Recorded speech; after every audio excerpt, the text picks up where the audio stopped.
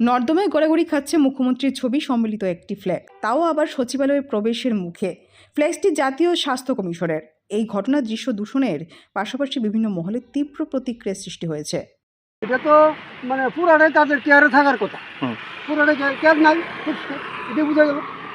Office staff থেকে সবাই অফিসাররা সবাই যে যাতায়াত করতেছে, সবার চোখে জিনিসটা পড়ছে, তারা কি তারা ব্যবস্থা নিল না কেন?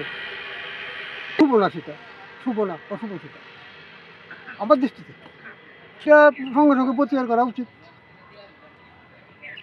সেক্রেটারিয়েট বিল্ডিং, এটি হলো মানে new capital complex secretariat building. Officer is অফিসাররা সবাই দেখেনি চলাফেরা করে, মন্ত্রী আসা যাওয়া করছে, সব দেখেনি একটাই রাস্তা।